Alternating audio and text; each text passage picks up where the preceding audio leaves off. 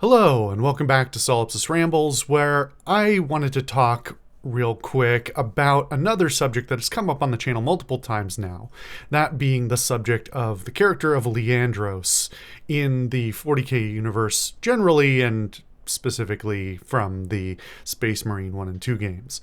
This is a topic that I have been putting off for a little bit because it is hard to unpack because it's so tangled within 40k in general, and it seems very easy on the surface to look at the character of Leandros and say that he's just dumb and bad, and I have been doing that myself for some time, because it's easier to say that than to really think about him. And yes, he is dumb and bad in the context of Space Marine 1 and 2. However, in the larger scheme of 40k, both as a universe and as an IP, I think we need to discuss what that really means. And this is a subject I've been putting off for a while because it is very complicated, and I was very tempted to make like a 2-hour video unpacking this, and maybe sometime in the future I will, with Leandros as a small part of it. But we talked about this subject a little bit during my secret level video a little bit ago, some weeks ago. I don't know exactly when each of these will air. But the problem of that we saw in both in Space Marine 1 and 2, as well as the They Shall Know No Fear, or I think that's what it was called, They Shall Know No Fear. The secret level video, this really exemplifies a major problem in the 40k IP, of which Leandros is really a symptom. So let's start narrow. Leandros himself is a character who, through the first and second Space Marine games, and spoilers for all of this if you haven't watched those playthroughs, Leandros in the first game is your party member who is representative of a certain mentality within the Space Marines, within the Ultramarines, within the Imperium in general, of being extremely suspicious of anything that looks heretical. This is fairly normal within the larger Imperium, and at its core, that is a core problem of the Imperium in the 41st millennium, etc., because the Imperium has devolved into a magnificent dystopia of suspicion and fear and totalitarian rule and backstabbing and all these other things. And in many ways, Leandros is properly representative of all the problems that exist in the Imperium. The problem with that is that Space Marine 1 and Space Marine 2 do not accurately reflect what the Imperium is actually like. Space Marine 1 and 2, as you play as Titus, are power fantasies, ultimately, as most of the 40k properties that are not the tabletop, as most of them are. We talked again about this a little bit in the secret level video. There is this dichotomy between what the universe says and what the tabletop says, and then what all of the other elements within the IP say. Because the tabletop, which of course existed first, was about, legions of superhumans versus various opponents, right? It was not about the individual. The individual was never the focus. With some minor exceptions. It was about, these are just faceless dudes. They all have helmets on. You don't see their faces. They are sent out to die en masse because they are warriors, etc., etc.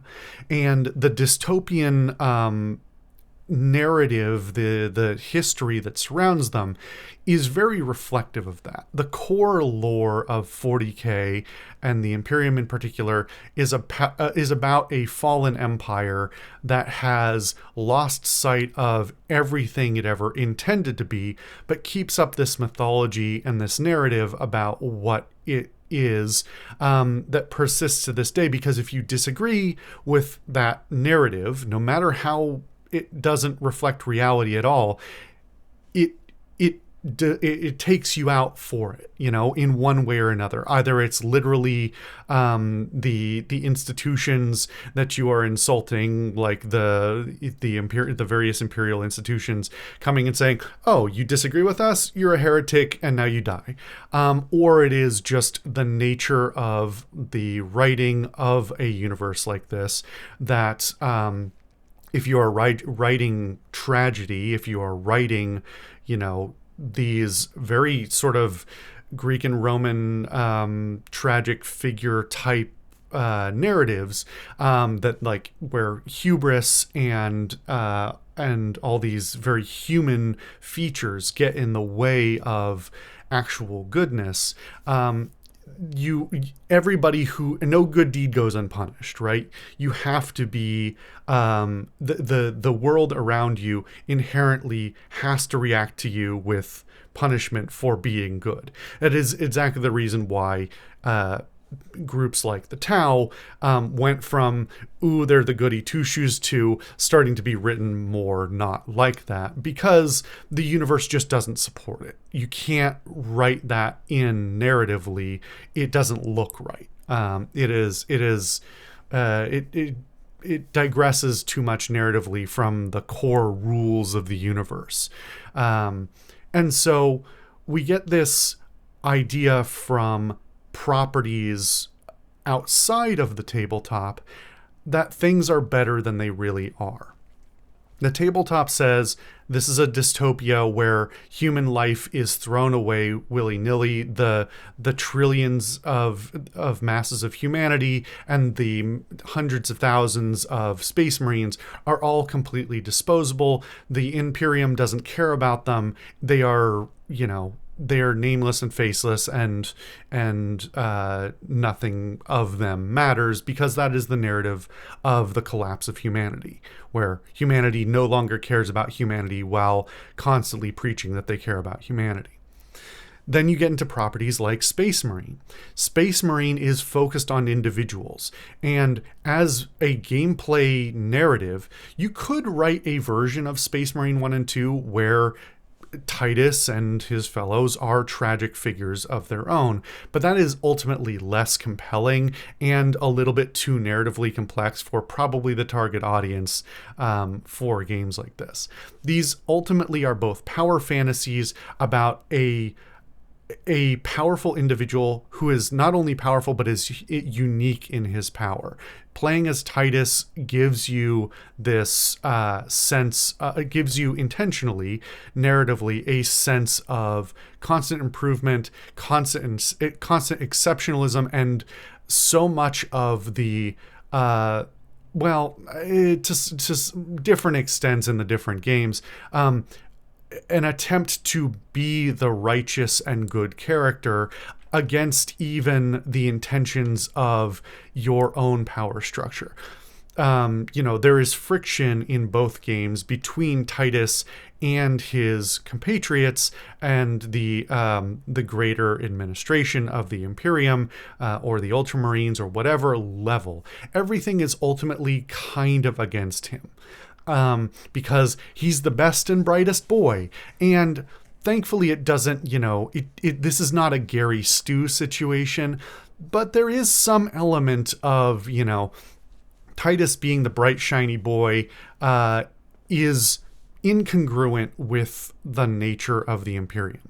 Now, that's not to say that people like that can't exist in the Imperium and in 40K in general, but they are counter to the narrative, the writing style that is core to the universe. You can't just put a character like that into a tragic situation and have them come out unscathed. That is sort of the point of the literary structure, that a character who is written like Titus should have a tragic end. Titus should die, frankly. Like, he can't be the goody two-shoes without punishment, like I was saying earlier.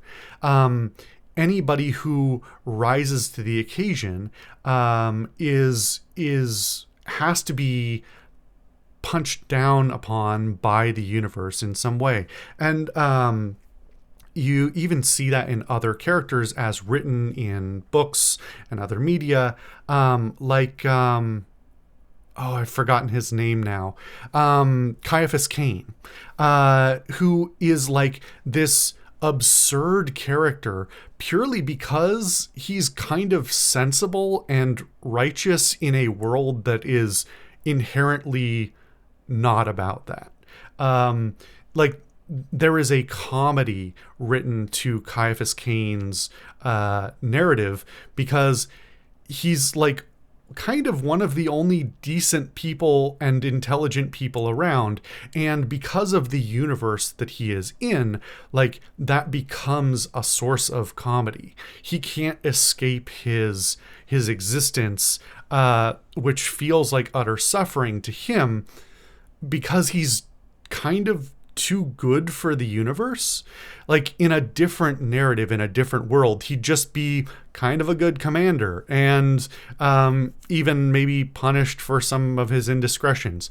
But the world that he lives in is so absurd and evil and incompetent that he becomes this, even though he's really the normal one, in the absurd world, in the absurd paradigm that he lives in, he ends up looking like the absurd one, and due to the nature of his successes, gets raised to such heights despite his protestations, because it's this contrast between his narrative and his reality.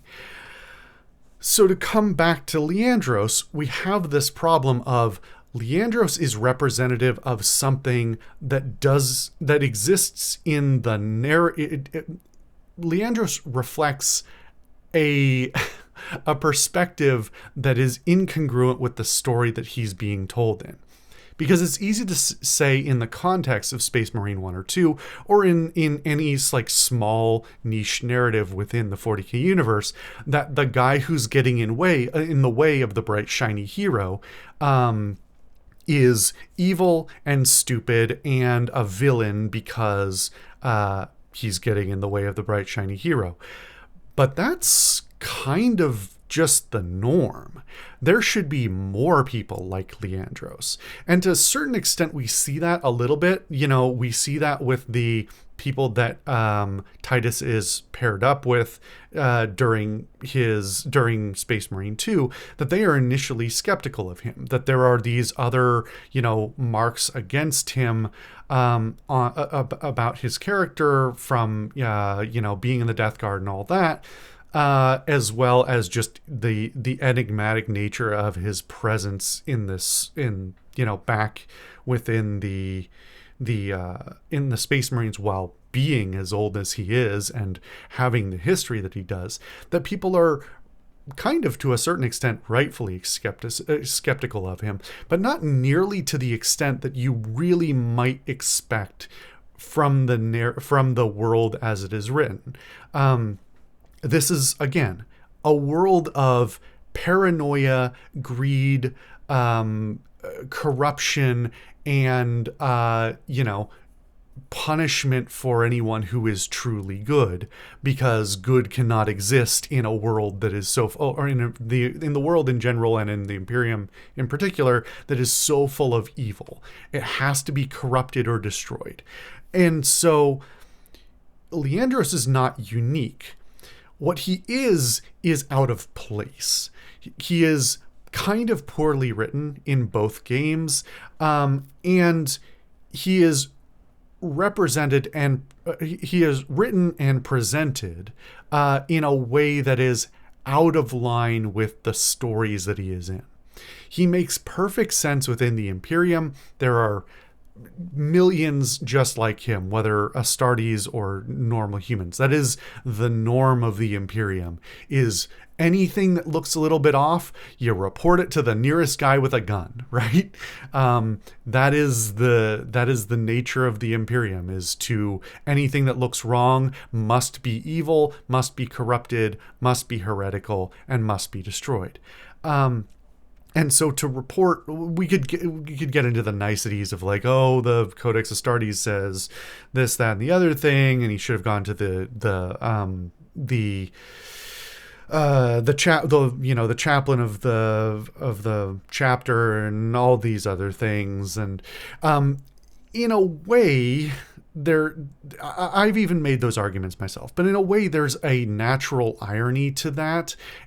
And there's an irony to him ultimately becoming a chaplain himself, because on some level that seems like a mistake, right? Again, within the narrative of Space Marine 2, it seems really odd within our framework of Space Marine 2 specifically that someone like Leandros, who eventually is essentially proven wrong, his suspicions about Titus are wrong, why would he get promoted? Why would he get, this, that, and the other thing? Why is he in such a position? But that's kind of the nature of the Imperium. If you do something, it doesn't matter whether you were right or not. It matters whether you were suspicious. And, he's kind of, in a way, correctly promoted to, the type of role that would let him be the arbiter of purity, and the guiding, that's, big air quotes and asterisks here, the guiding light of the Emperor's, the guidance of the Emperor's light within the groups within the Space Marine chapters and so on and so forth. I'm mangling my words here, but there is sort of a natural sense to that, even if from our perspective as the player, our perspective as Titus, it seems incredibly wrong.